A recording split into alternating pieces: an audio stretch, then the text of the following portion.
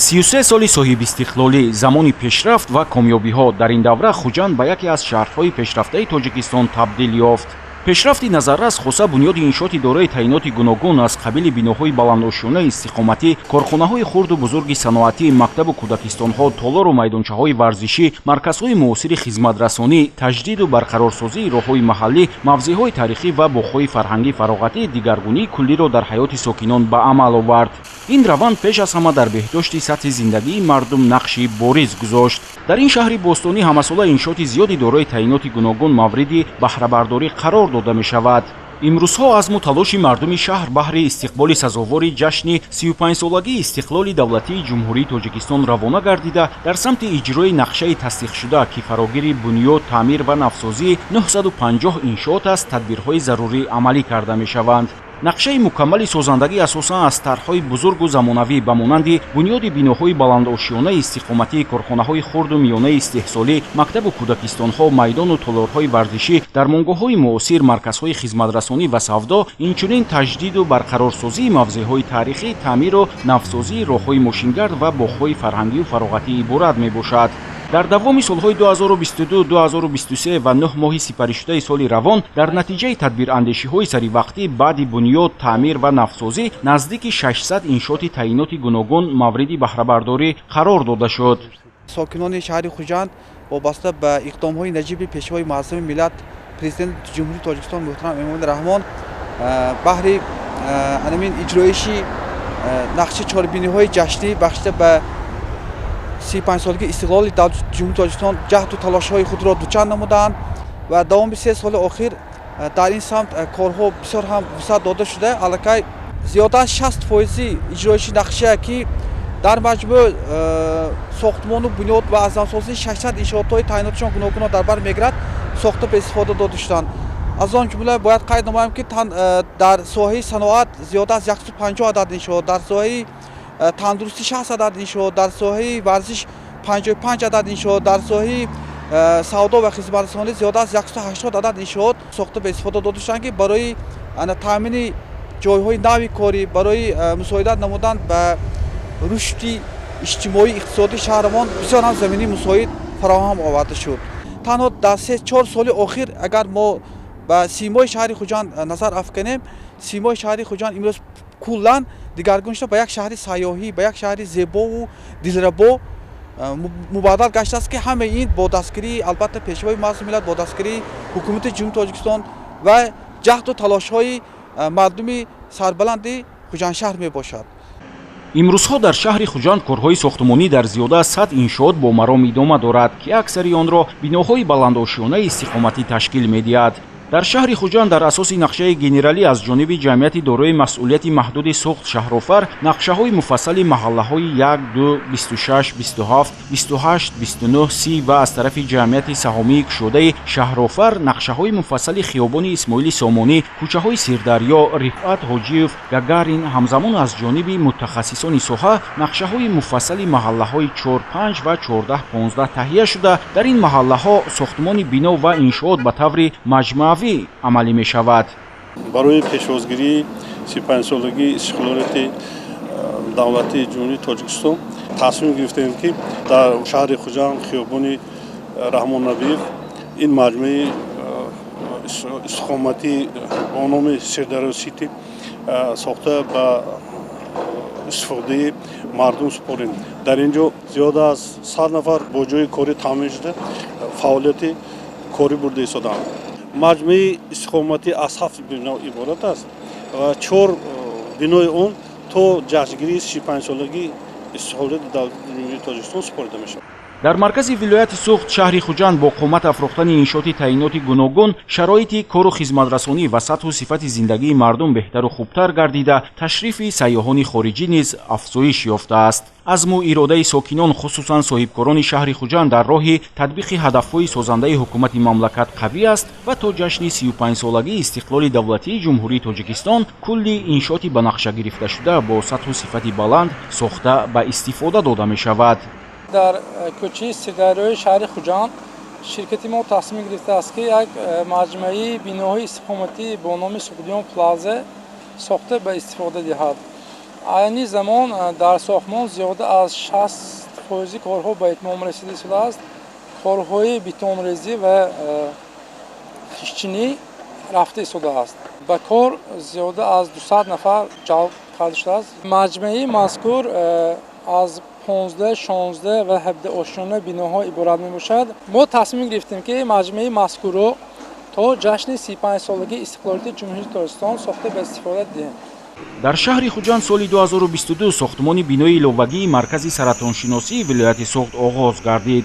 Иншоати мазкур ки бо фармоиши идораи сохтмони асосии мақомоти иҷроияи ҳокимияти давлатии вилояти Соғд сохта мешавад, аз ду қисм иборат аст. тибқи маълумот дар бинои иловагӣ шӯъбаҳои ҷарроҳӣ, эҳё ва ҳуҷраҳои ташхисӣ ҷойгир карда мешаванд. ҳамзамон дар иншооти нав барои ташкили 150 кати бистарӣ имкон фароҳам меояд.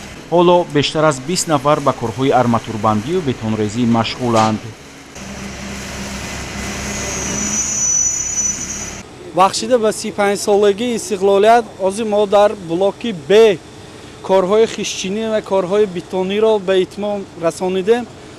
дар айни замон ҳол бошад дар блоки А корҳои таҳкурсӣ бетонӣ рафта истодааст.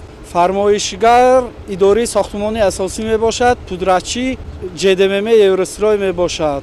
мо тасмим гирифтем ки иншоотро дар соли 2025 ба итмом расонем. мақомоти иҷроияи ҳокимияти давлатии шаҳри Хуҷанд ба таъмиру навсозии роҳҳои мошингард низ таваҷҷӯҳи бештар зоҳир намуда дар ин самт ҳамкориро бо соҳибкорону аҳолӣ тақвият мебахшад. дар давоми 3 соли охир бо маблағгузории ҳукумати мамлакат, мақомоти иҷроияи ҳокимияти давлатии вилоят ва шаҳр, инчунин саҳмгузории соҳибкорону аҳолӣ наздики 200 километр роҳҳои мошингарди ҳудуди шаҳри Хуҷанд таъмиру навсозӣ карда шуд. имсол бошад таъмиру навсозии наздики 50 километр роҳҳои мошингард амалӣ гардид. дар таъмиру навсозии роҳҳои дохили кӯчаю маҳаллаҳои шаҳри Хуҷанд дар баробари мақомот саҳми соҳибкорону аҳолӣ низ назаррас аст. дар соли 2024 тибқи нақшае ки аз тарафи мақомоти иҷрои ҳокими давлатии шаҳри Хуҷанд ба мо пешниҳод карда шудааст, таъмиру мунфарш намудани масофаи 43.5 километр роҳҳои дохили маҳаллаҳо нақшагузорӣ карда шудааст ки дар ҳамин рӯз аз тарафи корхона масофаи 43.3 километр роҳҳо таъмиру мунфарш карда шудааст. аз тарафи соҳибкорон дар ҳамин давра зиёда аз 19.5 километр роҳҳои дохили маҳалла мунфарш карда шудааст. аз тарафи аҳолӣ бошад 3.4 километр. Хуҷанд шаҳри калони саноатист ва хоса бо корхонаҳои азими ресандагию бофандагӣ, рангу боркунию дузандагиаш шӯҳрати ҷаҳонӣ ёфтааст. маҳсулоти корхонаҳои саноатии шаҳр дар миқёси олам муаррифӣ гашта дар бозори ҷаҳонӣ рақобатпазир дониста мешавад.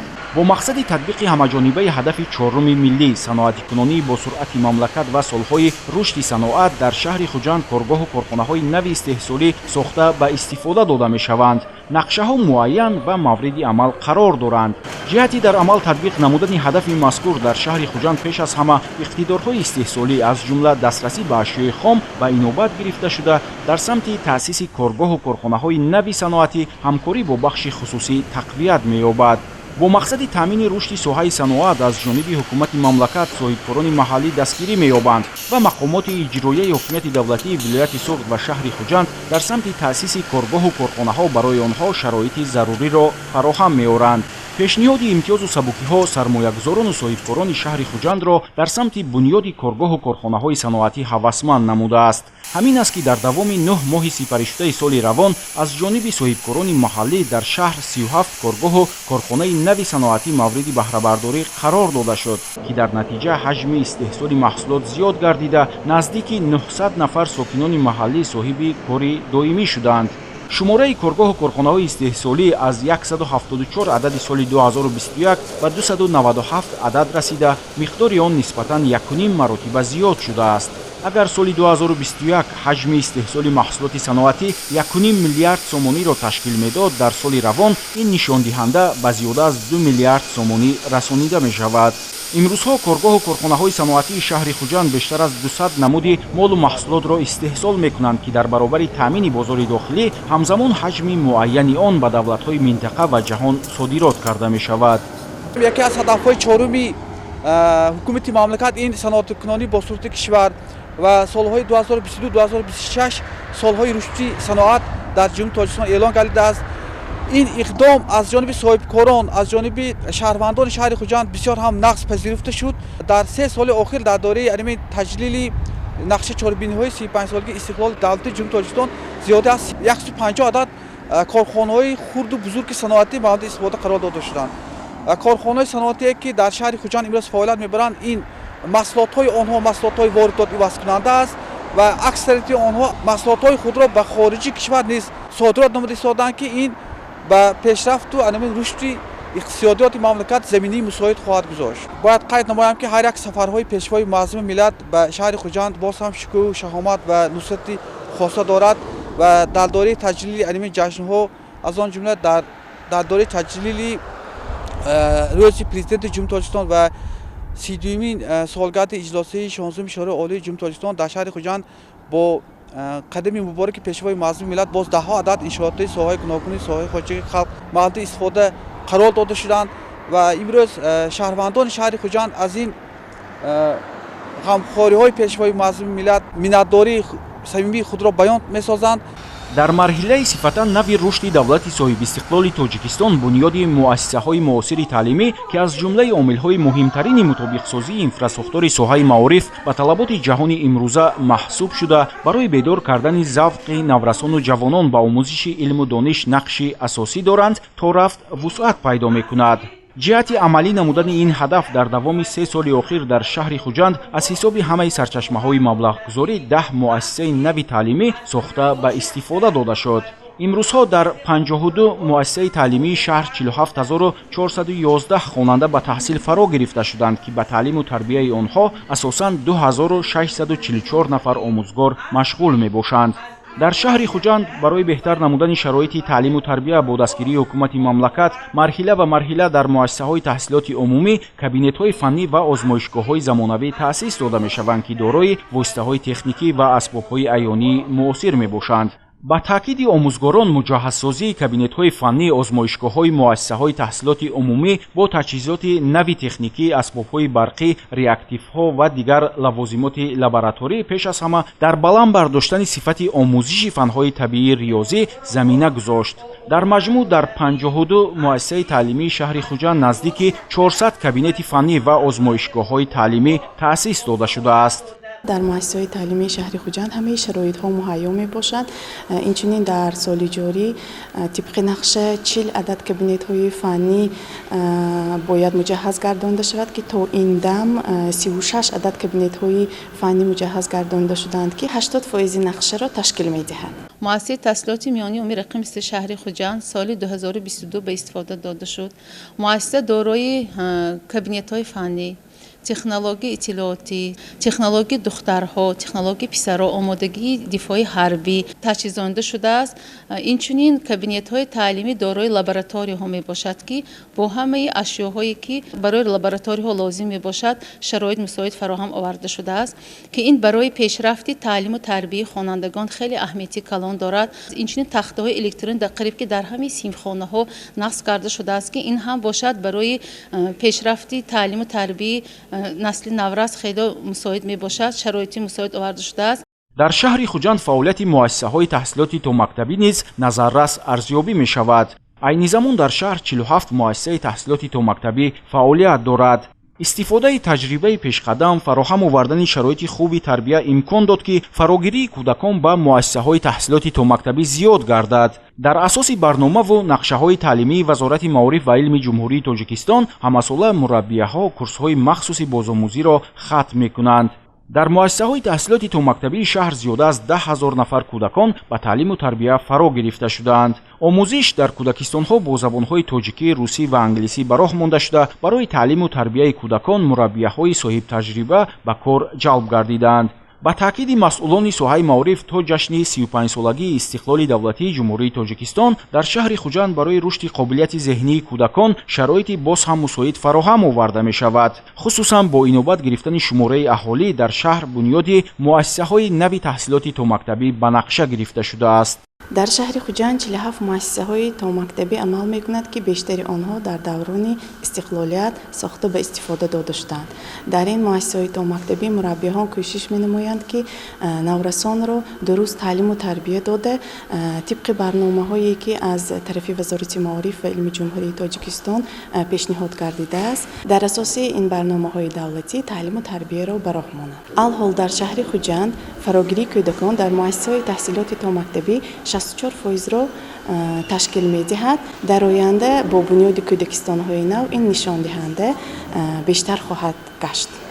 давоми солҳои охир дар соҳаи тандурустии шаҳр низ дигаргуниҳои куллӣ ба амал омад. бинои асосии табобатии беморхонаи клиникавии шаҳрии рақами 1 шаҳри хуҷанд баъди 50 соли истифодабарӣ бори нахуст соли 2022 пурра таъмир ва бо дастгоҳу таҷҳизоти муосири тиббӣ муҷаҳҳаз карда шуд. ин иқдом дар доираи таваҷҷӯҳи ҳукумати ҷумҳурӣ ба соҳаи тандурустӣ ба талаботи замони муосир мутобиқ гардонидани шароити муассисаҳои тиббӣ аз ҷониби мақомоти иҷроияи ҳокимияти давлатии вилояти Суғд ва шаҳри хуҷанд амалӣ гардид.